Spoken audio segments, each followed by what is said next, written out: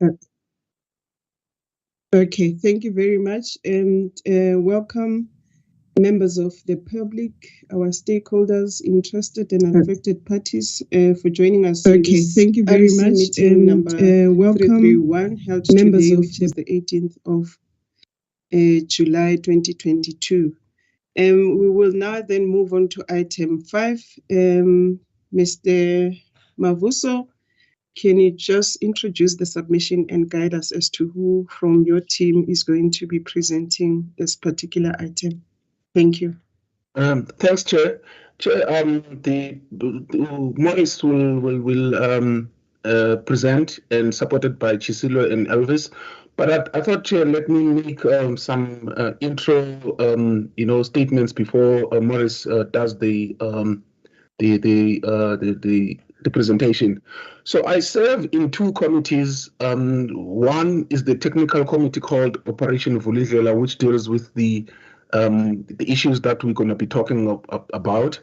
And I also serve in another committee of the DGs, where ordinarily the CEO and the FTRM should be there. But it was clarified that I have that status so that the independence of the regulator is sacrosanct, so that the FTRM and the CEO are not involved directly in that way. So we meet the president directly on a weekly basis. There's a big proposal that the registration cap should go to 1,000 megawatts, and which, in my view, I think that will be the end of even licensing. And I think we, as an organization, as the division, ELR, we need to move fast on the strategy, especially on pricing, coming up with a pricing that will cater for everybody if we can see the people that are coming into the market. And the whole issue of the dark curve, which is the intellectual obsession of the FTRM, is a big reality. The dark curve basically is the phenomenon where, like, during the day, the electricity users will be using their own power, but during peak, they come back. And we need to...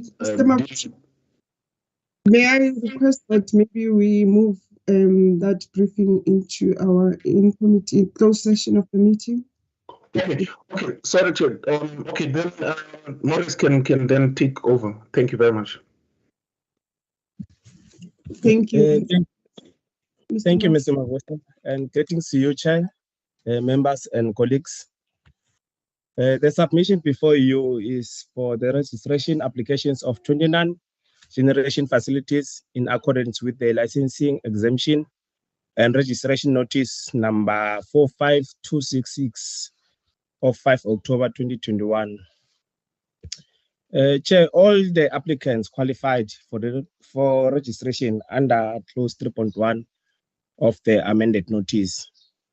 The applicants have paid the registration fee, which is 200 Rand, and they have connection agreements with the licensed distributors. Chair, all 29 applicants complied with the amended notice, and they are therefore compliant with the Electricity Regulation Act. We therefore request that the Regulator Executive Committee approve the issuance of registration certificates to the 29 generation facilities, which are made of 25 own use and 4 commercial purposes.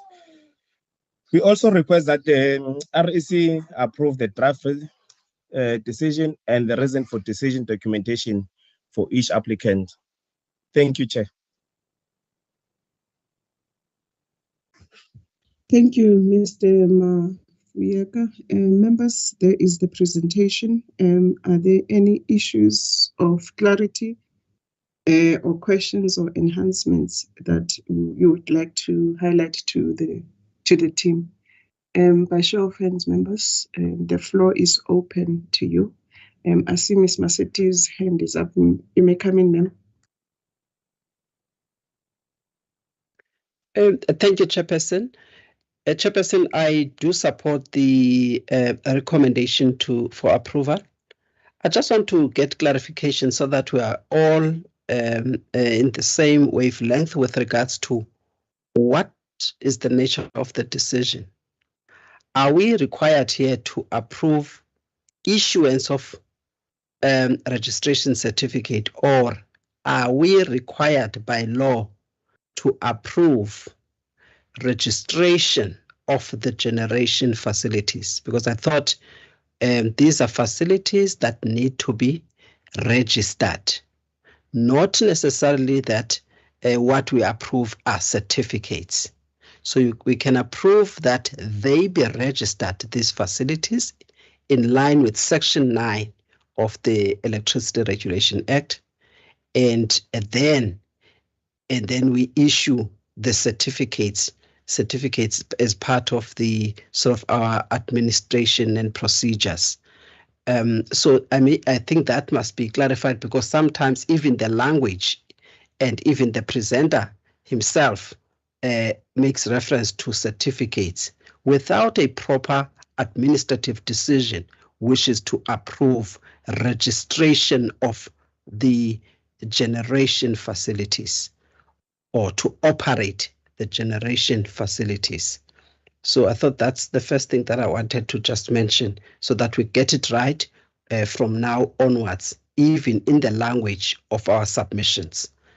And the decision that is required, it be slightly amended to reflect that. And then the second thing that I just wanted to understand, and it is there is reference to it in the submission. I thought the notice itself, the threshold in terms of the notice, is up to 100 megawatts. May I then understand this paragraph that says there's a unique feature? What is that unique feature about the amended notice, that the threshold in terms of the amended notice is now from 1 megawatt to 7 megawatts? So I would like to understand where does that one come from, and how different is it from the threshold that says 1 megawatt to 100 megawatts? Those are the two questions, Chairperson, that I would like to get clarification on. Thank you. Thank you, Ms. Maseti. Mr. Mkiza? Thank you. I'm covered, Chairperson, but I just wanted to get clarification. Maybe they can explain it offline with regard to the investment figures that seem to be higher when it's commercial than when it is just the SSEGs and feeding back to the grid. I just want to understand why the difference, if one looks at the rent per megawatt. Thank you. Thank you, Mr. Mkize. I don't see any other hand. Mr. Mafuyeka, would you want to come in and respond to members' questions? Oh, I see that the CML's hand is up. You may come in, Dennis. Can you hear me? Hello? Okay. Yes, we can hear you, Dennis. Yeah. In terms of the one come from me, Madam Masei, the first one, I agree with her. In terms of saying that, instead of seeing registration certificates, we should be quoting the way it's being quoted in terms of the Electricity Regulation Act. And then in terms of the second question, in terms of what's uniqueness, I think Mr. Morris Mafuyeka will have to answer that one. But as far as I'm concerned, the uniqueness is in the sense that the amended notice is different from the previous one. And I think it's being unique in the sense that, being forced, which what is Mr. Mafuso trying to explain, that we have to actually make sure that we don't have to impose things that are not there in the law.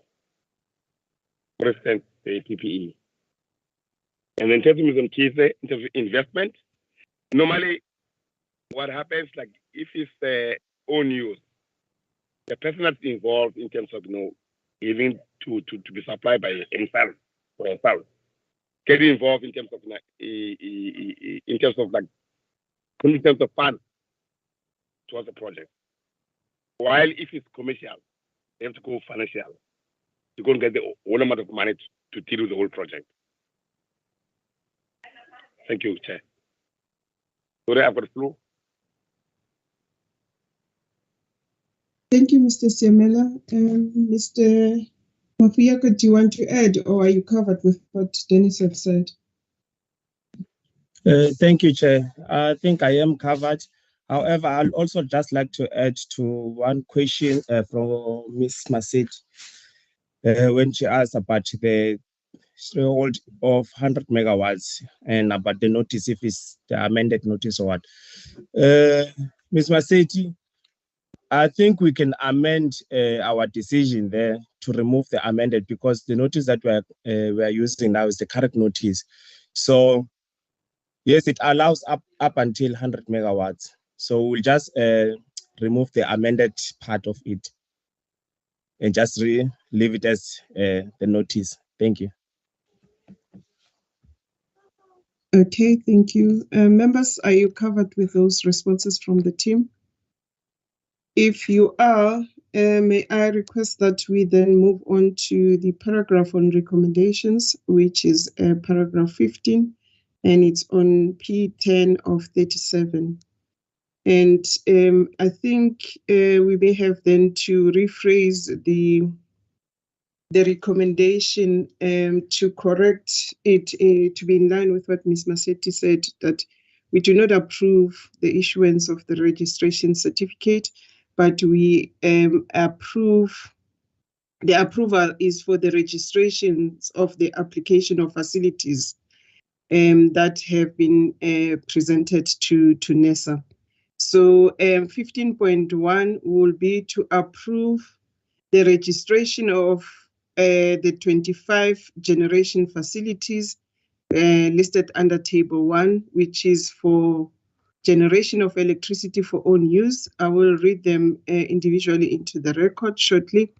And then 15.2, let me rephrase again, approve the registration of the 25 generation facilities, which are generation of electricity for own use, as well as the issuance of the registration certificate. The second one, 15.2, will be to approve the registration of the 4 generation facilities, which are for commercial purposes, and the issuance of the certificate related to that, and approve the draft decision and reasons for decision documentation, which are attached as annexure or rather Appendix D. Members, in terms of the Table 1 on the list of applications for generation facilities, I will read them into the record. The first one being 4x4 Brood Array EDMS, BPK Arizona, 0.330 capacity solar PV, and it's in the KZN province. The second one is Redefine Pty Ltd and Vukile Pty Ltd. Capacity is 2.800 solar PV. It's in Gauteng province. And the third application is Kipok Farming Pty Ltd. Capacity 0.110 solar PV. It's in Limpopo province. The fourth application is from Mondi South Africa Pty Ltd. Capacity is 32.600, and it's a cogen system, and it's in the KZN province. The fifth application is from Resilient Properties Pty Ltd. Capacity 0.800 solar PV. It's in Gauteng province. The sixth application is Slim Sun 2 Pty Ltd. Capacity is 5 solar PV, and it's in the Western Cape. The seventh application is Grace Build Brood Array Pty Ltd. And capacity 0.350 solar PV, and it's in the Northwest province. The eighth applicant is Fet Refir Brewery Dienste Pty Ltd. Capacity 0.200 solar PV, and it's in the Free State province. The ninth applicant is Capital Profound 3 Pty Ltd, capacity 0.220 solar PV. It's in Gauteng province. The 10th applicant is Cederberg Gelders Adoms Beperk. Capacity is 0.221 solar PV, and it's in the Western Cape. The 11th applicant is Due Jonge Gezelen Estates Pty Ltd. It's 0.165 capacity solar PV. And I think I'll be assisted there, Mr. Mafuyeka, in terms of the province. It's not listed there. And then the 12th applicant is Emling Properties Pty. Capacity is 0.220 solar PV, and it's in the Gauteng province. The 13th applicant is Redefined Pty Ltd. Capacity is 1 solar PV, and it's in Gauteng. And the 14th applicant is Peng Bonet Pty Ltd. 0.800 capacity solar PV. Gauteng province. The 15th applicant is Steinberg Pork and Abattoir Pty Ltd. Capacity 0.330 solar PV, and it's in KZN. The 16th applicant, it's again Steinberg Pork and Abattoir Pty Ltd. 0.220 solar PV, and it's also in the KZN province. The 17th applicant is the Afrikaanse Taal and Kultuurvereniging NPC, capacity 0.150 solar PV. It's in the Northwest province. The 18th applicant is British American Tobacco Manufacturers SA Pty Ltd. Capacity is 4. It's a cogeneration, and they are in Gauteng. The 19th applicant, it's an illicit trust 0.150 solar PV, and it is in the Free State province. The 20th applicant is Jobed and Fester Agri Pty Ltd. Capacity 0.600 solar PV. They are in the Free State province. And the 21st applicant is Venco Fruit Processing Pty Ltd. Capacity 0.220 solar PV. And I will be assisted there in terms of the province. It's not inserted. And the 22nd applicant is Mr. Johannes Lidowick Foster, 0.120 solar PV in the Eastern Cape. And the 23rd applicant is J. Baldi and Sons CC, 0.450 solar PV in the Eastern Province. And the 24th applicant is Boderman Brewery Pty Ltd, 0.150 solar PV in the Western Cape. The 25th applicant is Westport Brewery CC, 0.130 solar PV in the Western Cape. Those members are the 25 applications that we have received for registration of generation facilities that are for own use. And we will then move on to the listing or rather reading into the record, those that are applications for commercial purposes. We have Sturdy Energy Pty Ltd, capacity 7, it's solar PV, it's in the Western Cape. And we've got the next one is Bushveld Mini Grid 1 Pty Ltd, capacity is 3.500, it's solar PV. It's in the Northwest Province. The next applicant again is Steady Energy Pty Ltd. Capacity is 10 solar PV. It's in the Northwest Province.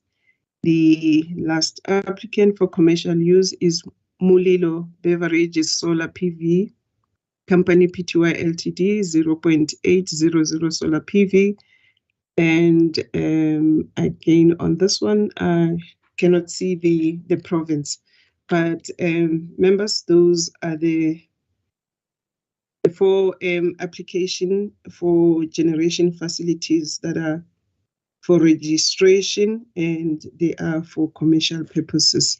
On that note, members, by show of hand, can I get an indication that you support the recommendation as amended to indicate that we are approving the registration of generation facilities for own use and as well as for commercial, and the issuance of related certificates, draft decision and reasons for decision.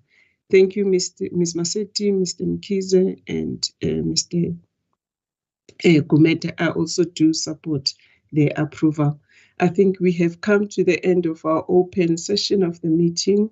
I would like to thank our stakeholders, interested and affected parties that have joined us in this meeting. We will then move on to our closed session. Mr. Mateja, if you can give me a signal once you have stopped the live streaming so that we can proceed. Thank you.